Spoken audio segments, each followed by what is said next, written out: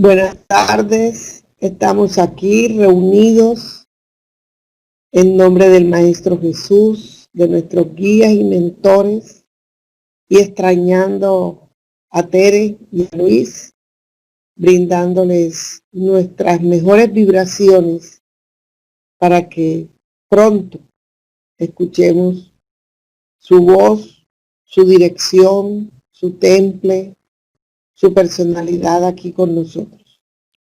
Este tema ya nosotros lo vimos hace un mes en la primera parte, en donde hice una explicación del origen de este libro maravilloso de este médico espírita psiquiatra, el doctor Sergio Luis da Silva López.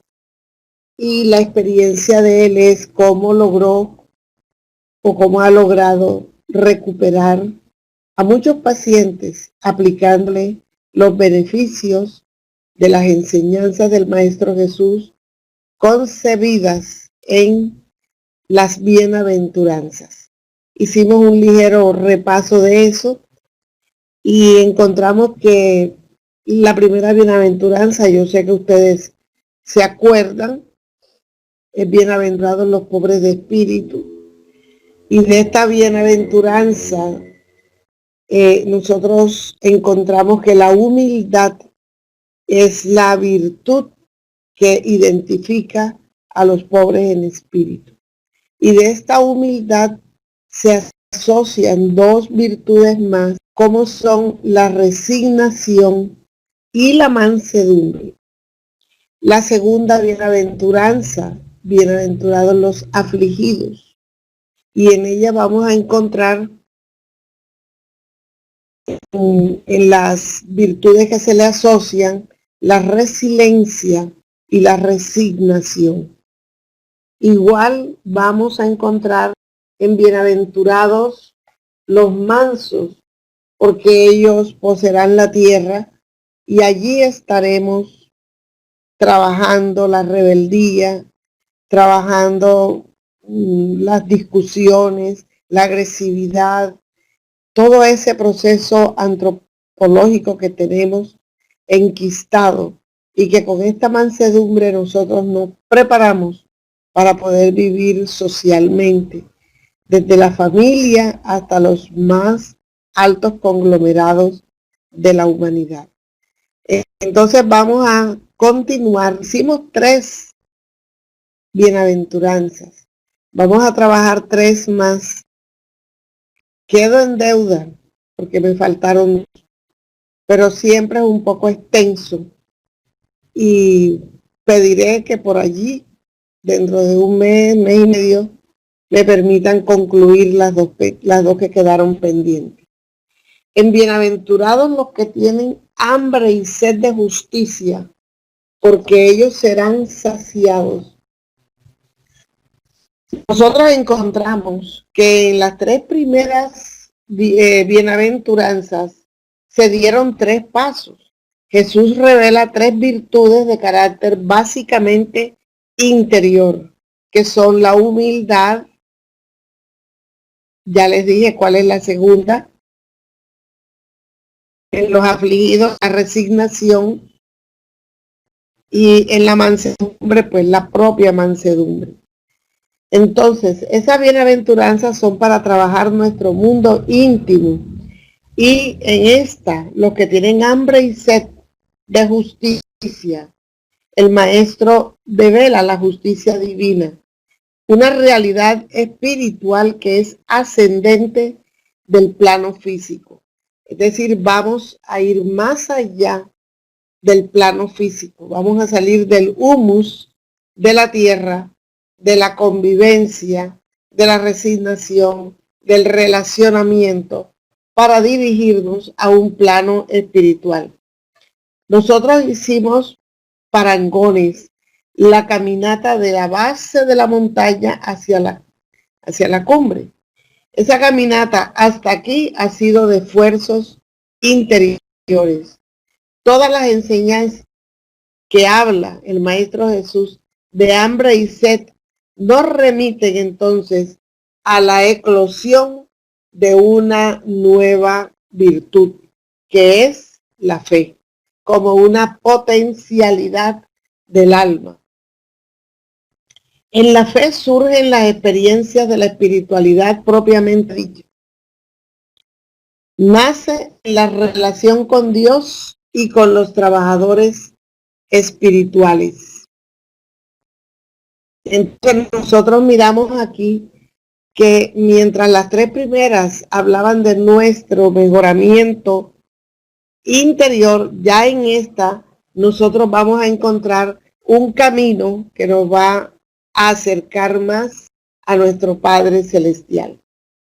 En los tres primeros niveles, el llamado era para el desenvolvimiento espiritual, consecuente de los esfuerzos eminentemente internos, cómo la persona crece por sí misma, cómo aprendemos a superar nuestras imperfecciones. A partir de la cuarta bienaventuranza, Jesús nos presenta la dimensión espiritual propiamente dicha, indicando que somos acompañados por el amor divino que nos cuida y que nunca nos deja solos. Entonces, bienaventurados los que tienen hambre y sed. Aquí encontramos que el Maestro Jesús nos propone a nosotros avanzar con algo más allá de nosotros mismos, que nos dé el aliento definitivo para todos los sufrimientos que debemos enfrentar. Él presenta la virtud que nos conecta con la espiritualidad superior y con Dios, y es la fe. Si por un lado nos cabe la responsabilidad de resolver nuestras propias cuestiones, por otro lado también es real que muchos acontecimientos ultrapasan nuestras posibilidades de acción y pasamos a necesitar de una fuerza más allá de nosotros. Entonces encontramos aquí que la fe es la virtud espiritual que nos da la confianza. Y este autor nos coloca un bellísimo ejemplo sacado del libro Pan Nuestro de André Luis. Ahí nos da una gran enseñanza a partir de la propia experiencia de André Luis, que todos conocemos. ¿Qué sucedió con André Luis? Era un médico famoso. Él fue quien pudo encontrar el diagnóstico de la enfermedad que le puso su apellido, Chagas.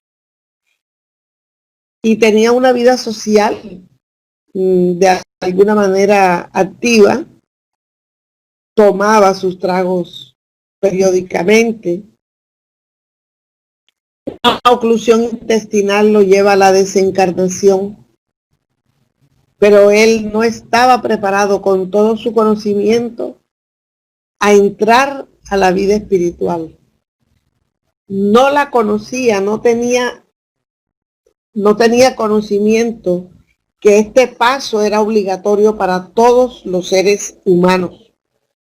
Y se encuentra en el lodo, en el charco resbaladizo, en un ambiente sombrío de árboles resecas, con aves de una silueta alarmantemente feas, y en el deseo de querer salir adelante, luchaba y decía: tanto que yo sé, tanto que estudié, tanto que me especialicé, y estoy aquí y me encuentro sin salida y sin solución. ¿Cuántos años de nuestro tiempo pasó André Luis en ese estado del umbral, digamos hasta un poco inferior, acompañado de seres inferiores que se burlaban, que se reían, y él desconocía qué era lo que estaba sucediendo? Entonces, después de tanto tiempo, él hace una maravillosa reflexión. Pero si Dios existe, ¿por qué no me ayuda? ¿Por qué estoy en estas condiciones? comienza a elevar una plegaria, a orar.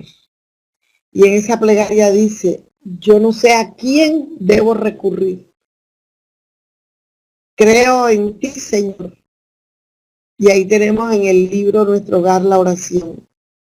Y en el momento que él ora y cree que Dios lo puede ayudar, la neblina que tenía en sus ojos se va desvaneciendo. El espacio del campo donde él se encontraba se va esclareciendo también. Y se abre ante sus ojos la presencia de un equipo de enfermeros, de médicos y de un ser especial, de un señor de edad con un rostro dulce y amable. Y él le pregunta, ¿tú eres el emisario de Dios? Y este emisario de Dios, Clarencio, le dice que no gaste energías hablando, que se quede tranquilo.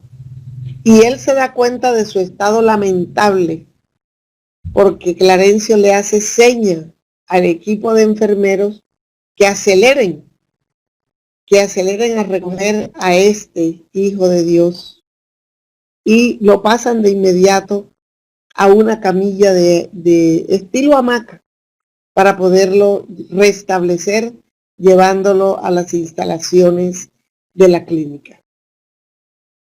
¿Por qué el doctor Sergio Luis Felipe de Oliveira nos hace esta referencia? Porque él nos está diciendo lo importante de la oración y lo importante de estar conectados con nuestro Padre. Entonces, él permaneció allí por cuenta de su última encarnación, no habiendo sido convenientemente vivida esa última encarnación. Él mismo se hacía su juicio de conciencia. Él se encontró inmerso en el sufrimiento de aquella región espiritual llena de dolor y de martirio, la propia condenación conciencial que él tenía. Se tornaba imposible confesar la falencia del amor propio al que me consagraba orgulloso cuando estaba encarnado. Y cuando las energías me faltaban del todo, cuando me sentía absolutamente colado en el lodo de la tierra, sin fuerzas para erguirme, pedí al supremo autor de la naturaleza me enviase sus manos paternales en tan amargada situación en que yo me encontraba. Cuando nos acordamos de Dios en los momentos difíciles, se abre una cortina espiritual en nuestro campo vibratorio y conseguimos tener acceso a nuestros benefactores de la espiritualidad. Todos los encarnados también. Esa condición de encarnados normalmente no tenemos la posibilidad de ver directamente a los espíritus superiores, pero sí podemos sentir sus efectos, sus ayudas, principalmente en la secuencia de los acontecimientos, en el alivio de nuestros dolores. La oración no cambia los hechos,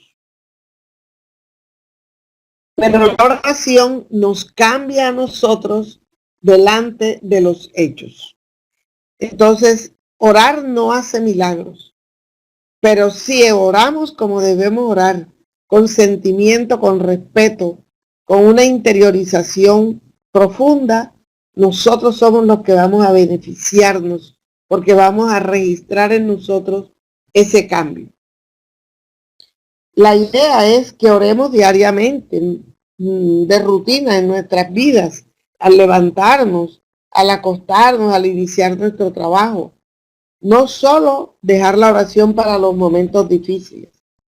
Entonces, cuando sentimos hambre es porque tenemos necesidad de comer.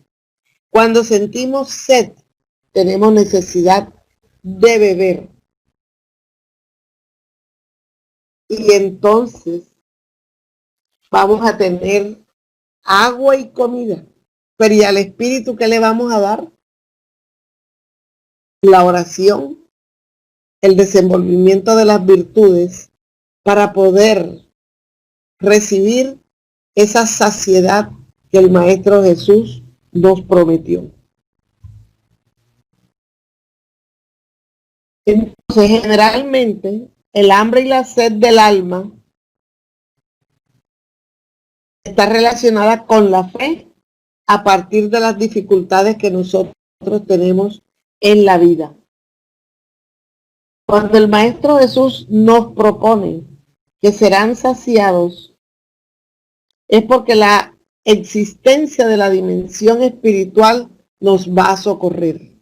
No va a ser una saciedad de banquetes físicos, no va a ser una saciedad de agua física abundante, como la de la mujer de Samaria, no.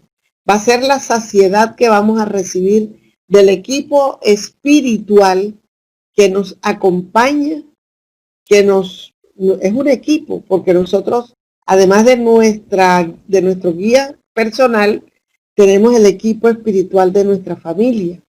Tenemos los amores que desde la espiritualidad velan por nosotros. Tenemos los afectos de aquellos que han compartido varias existencias con nosotros, que interceden por nosotros. Entonces, esa es la riqueza o la abundancia con la cual seremos saciados. La asistencia espiritual que realmente vamos a necesitar en todo momento, especialmente en esos momentos difíciles. Entonces, es allí, en esos momentos difíciles, donde la fe eclosiona. Es decir, no solamente vamos a ser saciados, sino que vamos a abrir nuestro pecho, nuestro corazón, para que se llene de esa fe que va, como dice el Maestro Jesús, va a mover y a trasladar montañas. Entonces vamos a tener también la unión. Quien tiene fe no está solo, no se siente solo. Luego la fe nos va a dar a nosotros la unión que podríamos considerar solidaridad, fraternidad. Entonces seremos fraternos y seremos solidarios porque ya en nosotros existe la fe de que seremos asistidos y socorridos y nos crece el alma para que podamos entonces envolver en nuestro íntimo y en nuestros deseos aquellos hermanos que requieren y necesitan, igual que nosotros, ser asistidos. Entonces, muchas iglesias toman la fe como un negocio y dicen, vengan acá, vengan a patrocinar a Jesús, a diezmar porque el Señor necesita que su iglesia, que la emisora, que la televisión, que la publicidad, que las redes sociales, eso cuesta. Entonces vengan a patrocinar al Señor Jesús porque Él va a ver en ustedes la fe y les va a recompensar. Y nadie puede preguntar cómo es eso.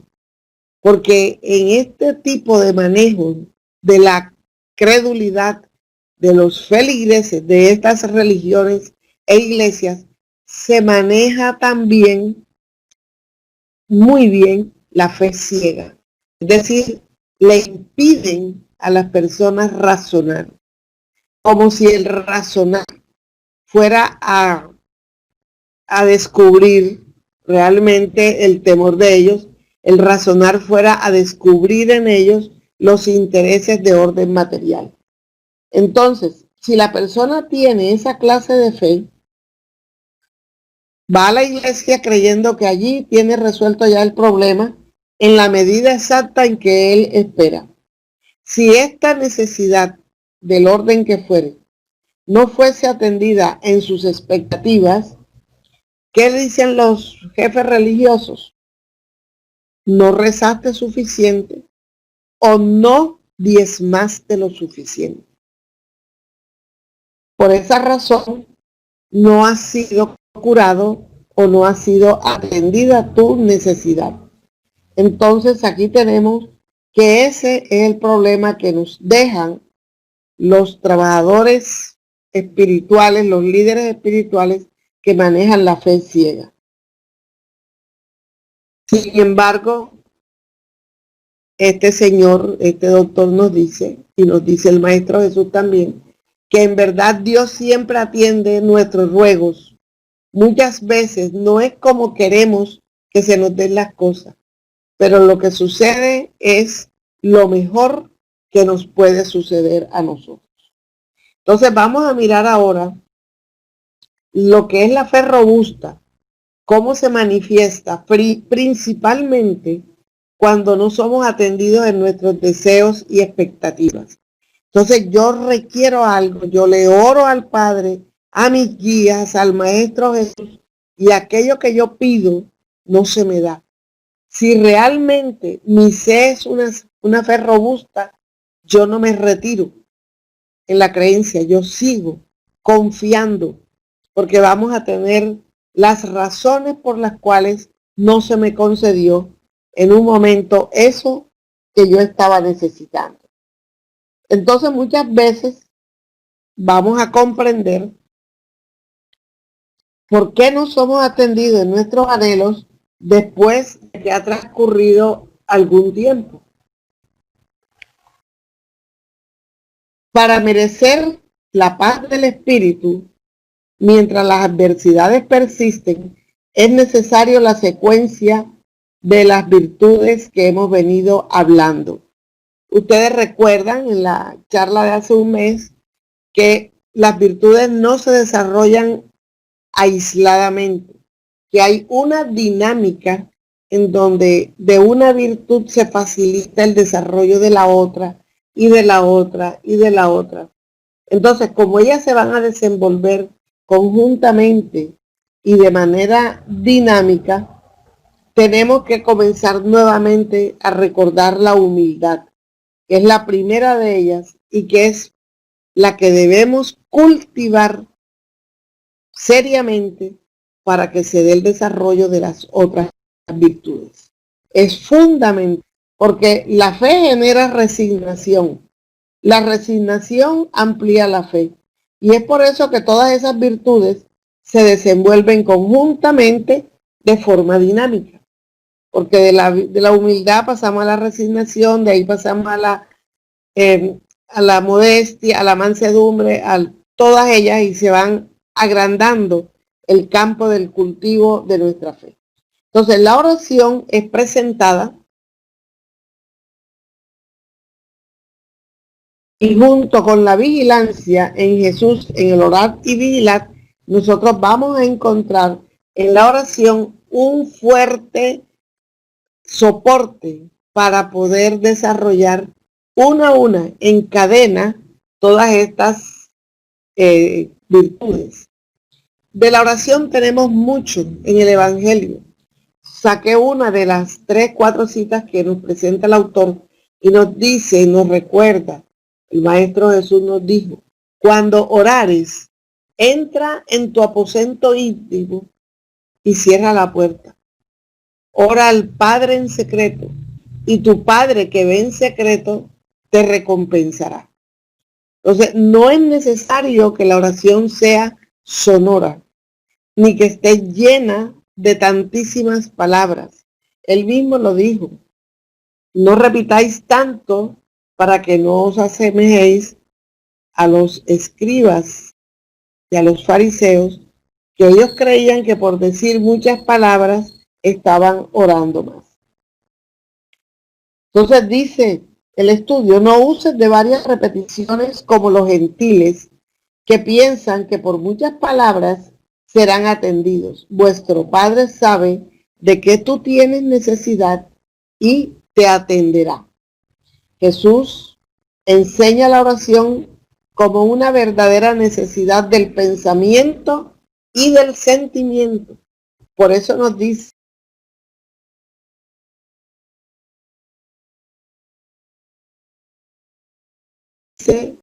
orad y vigilad. ¿Con qué oramos? Con el sentimiento. ¿Con qué vigilamos? Con el pensamiento. Inaugura la religión interior y el espiritismo vino a rescatarla nuevamente en su pureza espiritual y original. Entonces, lo que el Maestro Jesús nos enseña a nosotros es la religión del relacionamiento de la criatura con el Creador. No es la religión con determinados nombres, con determinadas creencias particulares o desprecios por algunas otras enseñanzas.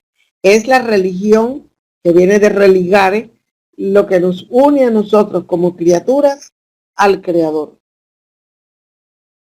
La oración necesita silencio, recogimiento. Dice el Maestro, cierra la... ¿Qué puerta vamos a cerrar? La de nuestro mundo interior.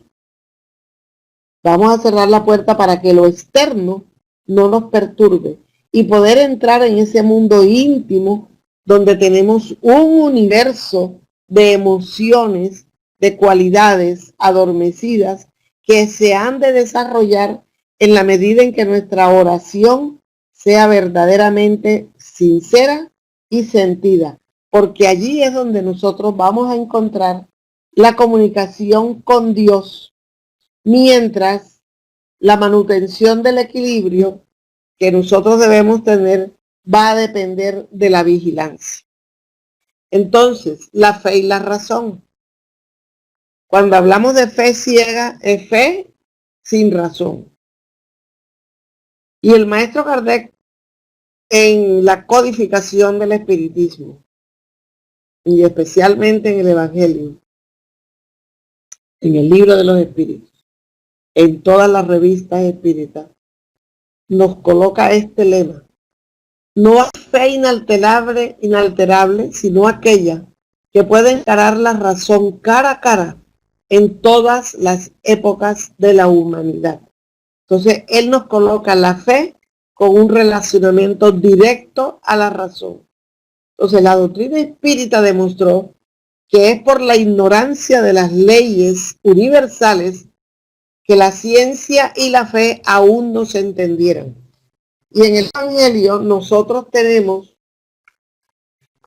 en los primeros capítulos la alianza de la fe y la religión, que nos coloca a nosotros al lado de una ciencia que razona, de una ciencia abierta al conocimiento y que va a comprender que las leyes que maneja la ciencia terrenal difieren de las leyes que rigen la moral y al mundo espiritual. La ciencia se ha ocupado del mundo objetivo, aceptar apenas lo que puede medir o pesar, como si todo el universo pudiese caber en medidas demostrables por los estrechos parámetros del conocimiento humano del común. La religión se ha ocupado del mundo subjetivo, aceptando apenas lo que los conceptos de la fe convencional han establecido por las interpretaciones humanas de las Sagradas Escrituras, obedeciendo a los poderes humanos de poderes religiosos transitorios y temporales. Aunque verdadera, cuando está basada en los más sublimes sentimientos, la fe, se preceptuó que para tener valor la fe debería ser ciega, decían los líderes religiosos, como si el uso de la razón pudiera manchar el valor de la adoración. La doctrina espírita demostró que es por la ignorancia de esas leyes que la fe y la religión no se han podido reconciliar. Estas virtudes están amparadas en el chakra cuarto, que es el gástrico o solar. Porque cuando hablamos de hambre y de sed, tenemos que pensar en el aparato digestivo. Pero vamos a mirar aquí bien. Bienaventurados los que tienen hambre se refiere al chakra gástrico. El estómago es el órgano que recibe los alimentos, pero aquí estamos estudiando el hambre y la sed espirituales, porque ella es la que nos da el nacimiento de la fe, porque tenemos necesidad de sufrir para que esta fe eclosione. Y cuando abrimos la fe y nos dirigimos al Padre reconociendo nuestra pequeñez, seremos realmente saciados como nos prometió el Maestro Jesús. Y ya sabemos que con el equipo espiritual superior que atiende todas nuestras necesidades. Pasamos a esta quinta bienaventuranza. Bienaventurados los misericordiosos, porque ellos recibirán misericordia. Entonces, la virtud de la misericordia es el perdón. Y perdón viene del latín perdonare, que significa disculpar, absolver. Cuando nosotros hablamos de perdón, tenemos también una virtud asociada, la compasión, que es del latín, viene del latín, compasión, la distribución de las raíces, pasión como algo personal y compasión es junto. Yo me uno al sufrimiento que estoy observando en mi prójimo y lo siento como si fuera propio. Entonces, cuando la persona es misericordiosa, ella ultrapasa al egoísta, se olvida de sí, donde no se considera a sí misma y consigue compadecerse de las miserias que están en su entorno y de las necesidades de sus semejantes. Esto lleva al ser a recordar que tenemos necesidad de reformarnos íntimamente para poder salir de la escala del egoísmo, porque ya pasamos 4 bienaventuranzas. La cuarta nos vincula con el Padre y a partir de la quinta vamos a tener un vínculo con nuestro prójimo. Entonces tuvimos las 3 primeras para nuestro desarrollo íntimo, la cuarta para nuestro relacionamiento con Dios y a partir de la quinta con el prójimo. Entonces nos coloca un evangelio de aquel ser que fue llamado por su patrón, venga a darme cuentas, le debía mucho. Y este siervo se le arrodilla y le ruega y le dice que le perdone la deuda, que él trabajará para pagarle tal y tal y tal. Y el patrón se conduele de él, siente compasión por él y le perdona la deuda. Cuando él sale, el siervo sale, se encuentra con un compañero que también le debía. Le debía más o menos 100 veces menos que lo que él le debía al patrón. Y lo coge por el cuello a cobrarle. Y me pagas y me pagas y me pagas. Los compañeros cuando ven eso le avisan al patrón. Y el patrón viene y lo llama y le dice, siervo malo, te perdoné toda aquella deuda cuando me lo rogaste. ¿No debías tú igualmente tener misericordia de tu consiervo cuando yo también tuve misericordia de ti? Miren, se nos olvidan las muchas situaciones en que hemos sido beneficiados. Pero para nosotros llegar a este punto, tenemos que recordar que hay un programa de reforma interior que no se constituye en cartilla de aprendizaje, que se puedan tragar las palabras y saber de memoria lo que dice el libro de reforma interior, o lo que diga Sócrates, o lo que dice San Agustín en la respuesta 9:19a del libro de los Espíritus. Es un proceso de crecimiento y maduración que se da mediante la buena voluntad y el esfuerzo, así el esfuerzo que necesitamos para subir la montaña.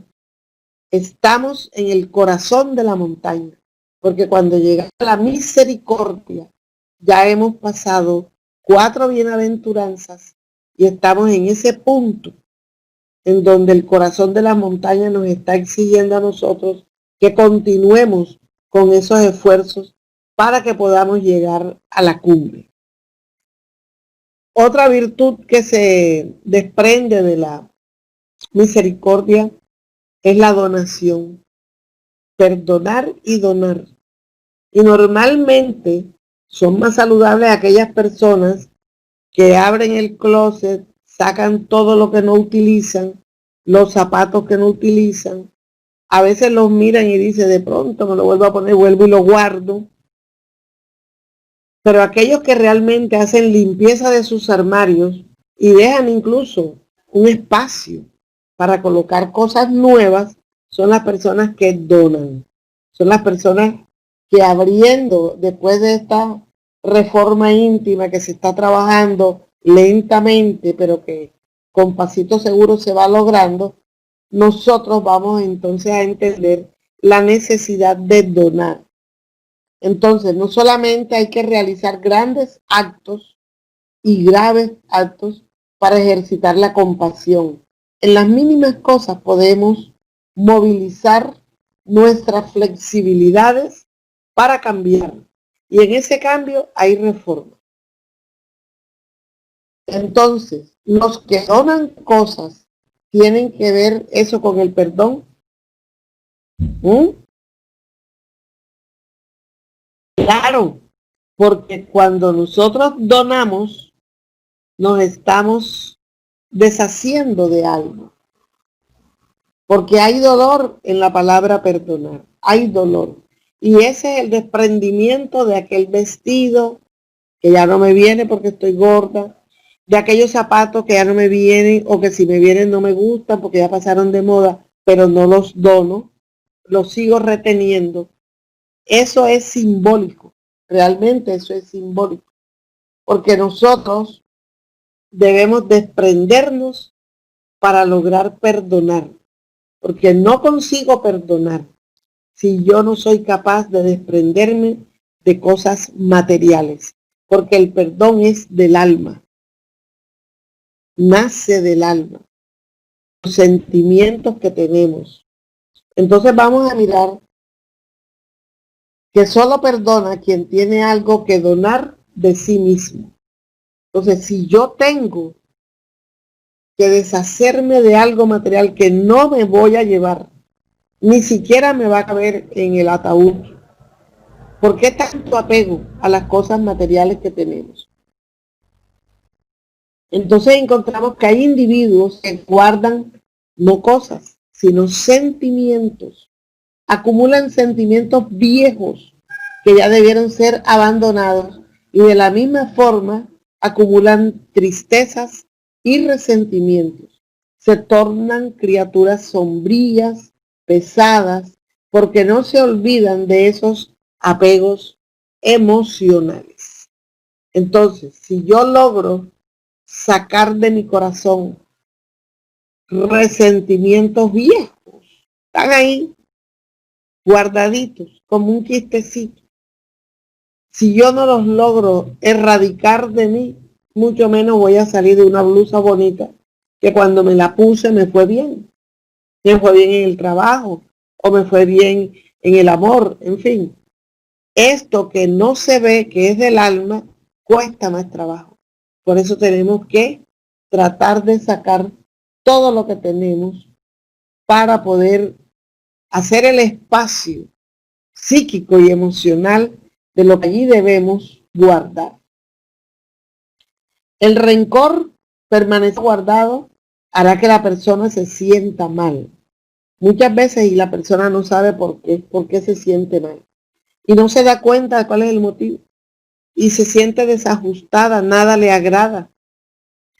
Los hijos le pueden regalar flores, frutas, paseos y están con el carón, con la amargura, porque tienen algo muy guardado de su infancia, de su adolescencia, de su mal manejo en un momento. Entonces esas personas tienden a enfermarse. Y nos dice aquí porque a veces nosotros retenemos una ofensa y no la olvidamos. Y no me voy a olvidar. Porque con esa ofensa ahí retenida, yo voy a generar perturbaciones y esas perturbaciones me van a dar ciertas enfermedades. Entonces yo me enfermo y todavía no sé por qué no me enfermo. Entonces vamos a mirar una recomendación que nos hace el doctor y nos dice, es verdad que hay que perdonar y olvidar. Él dice que no. Él dice que no, porque muchas personas hayan que perdonar es olvidar, pero perdonar no es olvidar. De hecho, no es aconsejable olvidar. Si olvidáramos los acontecimientos de los cuales fuimos víctimas o de los cuales sufrimos amargamente, correríamos el riesgo de volverlos a sufrir, de sufrir de nuevo.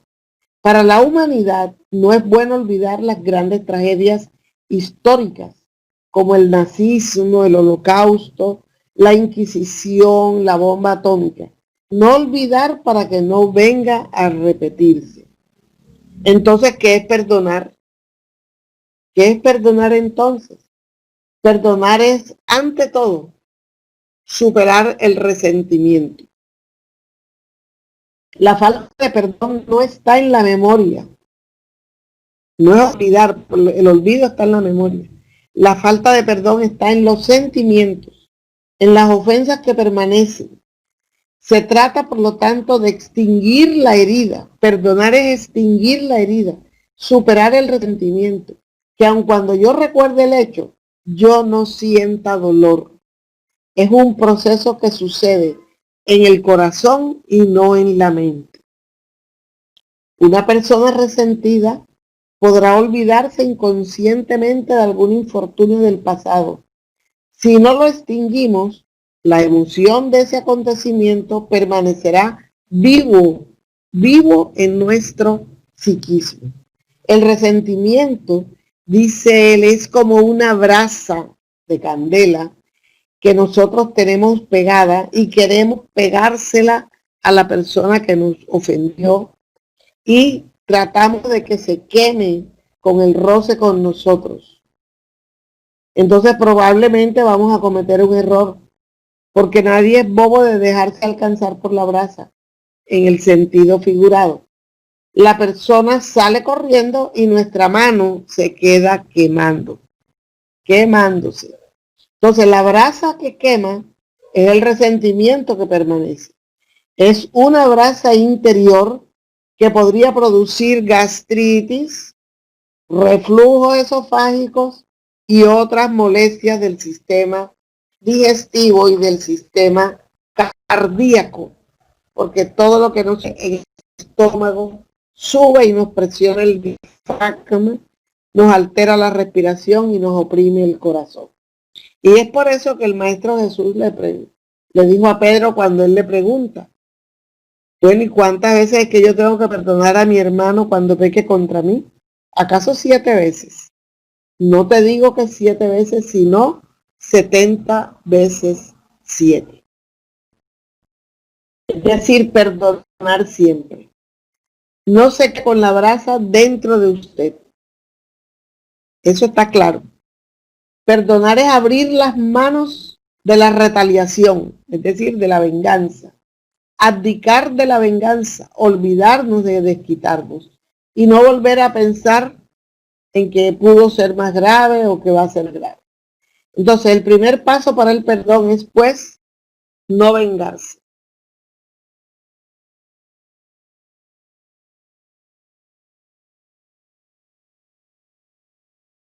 Cuando pensamos que ya perdonamos, que vamos, pero que no queremos tomar venganza, aparentemente no queremos tomar venganza, y decimos, yo eso se lo voy a dejar a Dios. Dios es justo y Él lo castigará por mí y yo estaré para verlo. Entonces, ¿qué sucede? Que nosotros queremos que Dios sea el mensajero de nuestra venganza. Dice el doctor, no perdonó porque solamente transfiere su deseo de venganza para la ley de causa y efecto en consecuencia de sus deseos.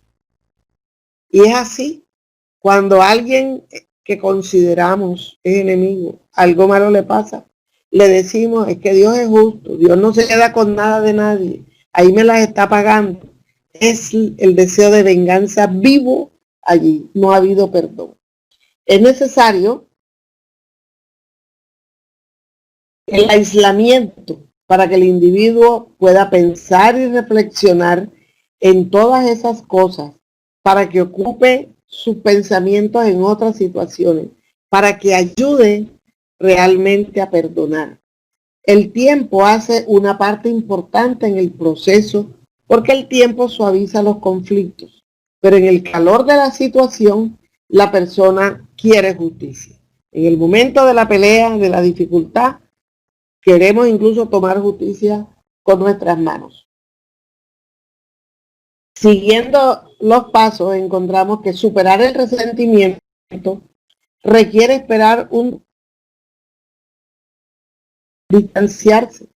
Es necesario que el hecho no caiga en el olvido absoluto, porque existe un aspecto delicado en relación a las situaciones que fueron dejados de lado por el olvido mal elaborado. El olvido mal elaborado. A veces decimos, no me recuerdes eso, no quiero saber más nada de eso. Pero ese no es olvido. Eso es echar de lado algo que no queremos resolver y no queremos enfrentar. Entonces esos hechos van a quedar reprimidos en el subconsciente y quedan como sepultados en el psiquismo consciente, pero no queda superado. Entonces las heridas de los recuerdos quedan vivas a través de síntomas psicosomáticos. Por eso Jesús enseñó sé benevolente, deprisa, con tu adversario. Reconcíliate con él. Deja tu ofrenda en el altar. Y cuando estés en el camino con él, te vas a reconciliar para que este adversario no te entregue al juez, el juez no te entregue al oficial y seas llevado a la prisión. Y nos dice entonces, nos recuerda la bienaventuranza. Bienaventurados los misericordiosos. Dentro de esto vamos a mirar la otra mejilla, la enseñanza de la otra mejilla. Cuando nosotros respondemos la agresión con otra agresión, la ofensa con otra ofensa, la violencia con otra violencia, nosotros estamos colocando la misma mejilla. El maestro nos dijo, si te dan en la derecha, coloca la izquierda. Ofrécele la otra. Y al que te solicite el manto, entrégale también la túnica. Si reaccionamos, ofrecemos la misma mejilla y seguimos en el mismo lenguaje del ofensor. La otra mejilla es la otra dimensión de respuesta, pero para eso es necesario la construcción de nuevas posibilidades internas de nuestro universo emocional. Tenemos muchas opciones para reaccionar. Un factor que ayuda a la adquisición de la virtud del perdón es comprendiendo la realidad y la circunstancia en que la otra persona nos agredió. ¿Cuáles fueron las motivaciones por las cuales cometió la agresión? Lo que Jesús nos enseña es que podemos ofrecer otra posibilidad de respuestas emocionales en nuestro relacionamiento, porque nosotros tenemos una variedad de posibilidades en nuestro universo interior y tenemos posibilidades generosas.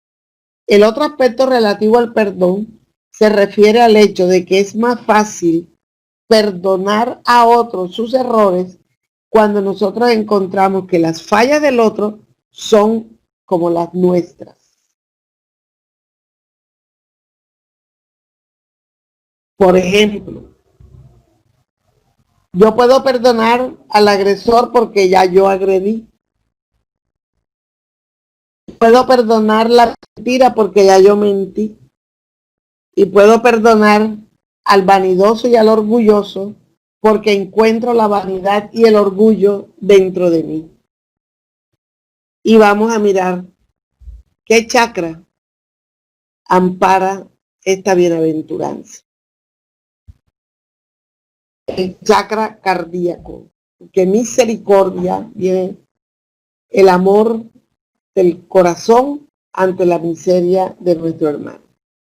Y nos dice que la misericordia es la conmiseración por la desgracia ajena.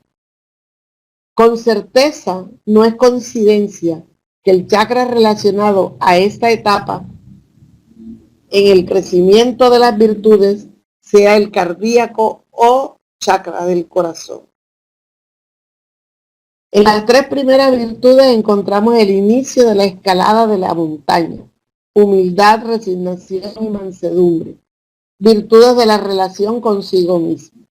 La cuarta virtud es la fe, es la relación de la persona con Dios, para cuando sale de sí y se abre para lo trascendente. Pero normalmente el foco inicial de esa búsqueda aún es la propia persona. El paso siguiente de la escalada de la montaña es la quinta virtud, la misericordia, donde la persona se abre para la relación con su prójimo. En ese nivel surge el otro. Ya estamos en medio de la escalada, en el corazón de la montaña. Ese es el nivel de la identidad personal, aquel en que el individuo se reconoce a sí mismo. Cuando nos queremos identificar, para identificarnos a sí mismos, y decimos, yo soy, llevamos las manos al pecho, al centro del pecho. Por eso podemos decir, somos más lo que sentimos que lo que pensamos. Una personalidad bien definida pasa por el equilibrio de ese centro de fuerza, por el cardíaco. En el pecho es que sentimos la misericordia. En ese punto es que nos expandimos para incluir a nuestro prójimo. Dejamos de ser el centro de nuestras relaciones y pasamos a ser parte del todo. Entonces decimos, es necesario abrir el pecho para amarnos más unos a otros. Pido la palabra y que no se grabe esto. El tiempo se ha terminado para saber si me despido, si doy las gracias, si me reprograman. Sí que, sí sigo. Bueno, entonces seguimos. Pasamos a la próxima bienaventuranza y es: bienaventurados los limpios de corazón, porque ellos verán a Dios. Uy, esta bienaventuranza es hermosa, porque de allí se desprende, de esta bienaventuranza, la virtud, espontaneidad y pureza de corazón. Jesús compara la pureza del corazón con el estado de infancia. La espontaneidad caracteriza a los niños, a la niñez, y es la herramienta esencial para que penetremos en el reino de los cielos. Con el crecimiento del individuo, normalmente se va haciendo una pérdida gradual de la espontaneidad que teníamos cuando niños. Los valores del mundo, las convenciones culturales, la malicia peculiar de los adultos, va haciendo gradualmente que esa sinceridad de los niños se vaya sintiendo sofocada. La espontaneidad como expresión natural de los sentimientos infantiles tiene relación directa con otro estado del alma, la confianza. Entonces, cuando nosotros tenemos espontaneidad, porque no ha sido sofocado nuestro crecimiento de la niñez acá, nosotros vamos a confiar. El niño confía, le da la mano a su papá para cruzar la calle y él no se preocupa si viene carro o moto, porque confía en que su papá lo va a proteger de lo que suceda, de lo que venga, que lo va a cruzar con tranquilidad. Lo mismo el niño cuando tiene hambre y llora y la madre le da el alimento. Él no pregunta qué es eso. Es amargo, es dulce. Él se lo toma, él se lo come. Él confía que su mamá le va a dar el alimento agradable para él. Entonces es allí donde la confianza está relacionada con esa pureza del corazón. Es la consecuencia natural de la virtud de la fe, pues la fe es esencialmente confianza. Yo confío, yo tengo fe en esa persona. Y a medida que se pierde la confianza, porque vamos creciendo y vamos encontrando la maldad que hay en los adultos, en ese crecimiento nos encontramos con traumas, ahora hay muchas situaciones dolorosas en el relacionamiento en el colegio, se crece con dificultad, el bullying y todo aquello hace que el niño pierda la confianza hasta de contarle a los padres. Por eso hay que mantener una magnífica relación con los hijos, para que esa espontaneidad con los padres no se pierda y sigan confiando en ellos. Entonces, cuando Jesús exalta la limpieza de corazón, Él está enseñando la virtud necesaria para que vivamos confiantes. Fue el desenvolvimiento de nuestra vida que aprendemos a desconfiar. Nosotros no nacimos desconfiando. A nosotros el mundo nos enseña a desconfiar. Y esto es una realidad de apuño. Entonces nosotros confiábamos de niños, incluso cuando comienza la adolescencia, pero luego el trato que recibamos o el maltrato o las situaciones que están en nuestro entorno nos lleva a que no confiemos cuando nos traicionan, cuando nos dicen una mentira, en fin, todo aquello nos lleva entonces a desconfiar, porque nosotros en nuestro estado natural nacemos confiando. Cuando el maestro dice, dejad a los niños venir a mí y no se lo impidáis, parece decir que solo llegaremos a él si estuviéramos desarmados de prepotencia, de la malicia, de la incredulidad que aprendemos en la vida. Entonces, y no se lo impidáis, es decir, que mantengamos nuestro candor, nuestra inocencia, nuestra confianza y nuestra espontaneidad.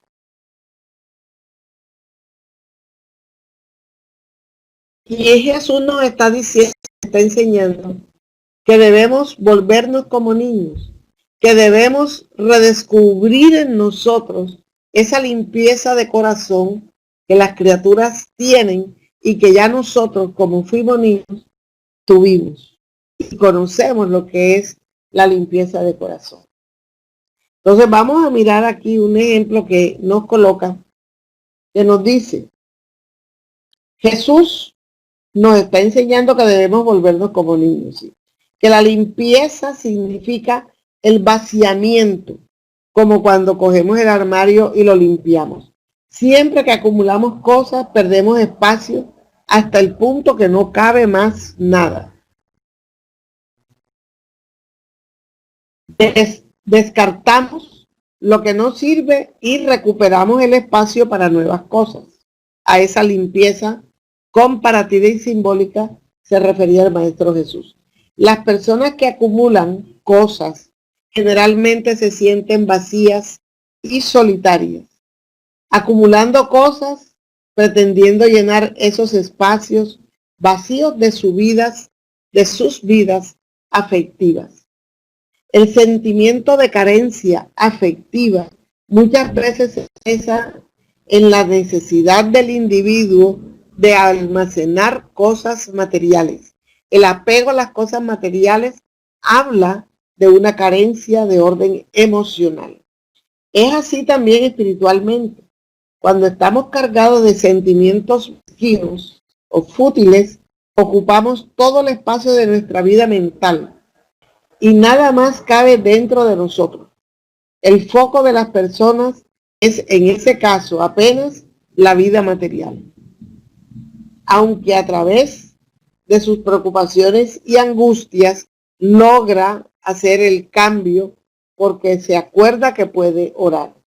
En este capítulo Jesús toma la infancia como el símbolo del ser saludable. Y nos indica que la simplicidad es salud.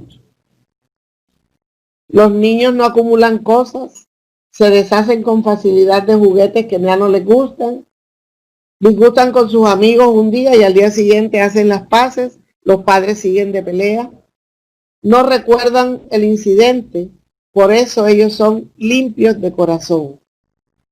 Reciclan rápidamente, quiere decir, vacían las gavetas del armario, queda todo limpio para volver a tener la relación amistosa.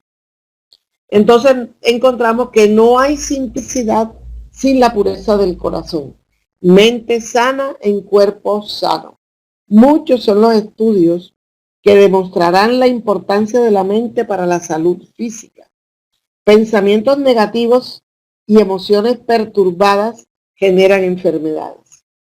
Esa virtud aparece de pronto. Mentira, no aparece de pronto. ¿Cuál virtud? La de la limpieza del corazón. Hay que trabajarla. Hay una necesidad de una verdadera escalada de esfuerzo personal para ese nivel del monte, porque ya salimos de la mitad de la montaña, ya vamos más arriba. Entonces se necesita más esfuerzo. Y seguimos subiendo la montaña para llegar a ese nivel de la limpieza del corazón. Es un trabajo de conquista, no es una gracia. Es decir, no es un talento que nacimos con esa ventaja. La limpieza del corazón se trabaja, porque la doctrina nos enseña que somos espíritus viejos, que renacemos en un hogar donde vamos a recibir amparo, protección, educación y muchas otras cosas. Entre eso, el abrigo moral con las enseñanzas del Evangelio, y nosotros podremos crecer haciendo esa limpieza de corazón. Es un proceso de despojarnos de camadas del ego como si fuese el desconchar de una cebolla. Como si tomáramos una cebolla, le quitáramos la primera capa, es decir, le retiramos la primera camada externa en dirección de la parte interna de la cebolla. Y vamos quitando camadas y camadas y camadas. En nuestro psiquismo, ¿qué son esas camadas? El ego, como si fuese ese desconchar de la cebolla. Esas camadas externas que van en dirección del interior nuestro. Las camadas del egoísmo, de la vanidad, del orgullo, del resentimiento y de todos los vicios morales. ¿Cuál es el chakra que nosotros, que el doctor, vincula con esta bienaventuranza de limpios de corazón? El chakra laríngeo. Está localizado a la altura de la garganta.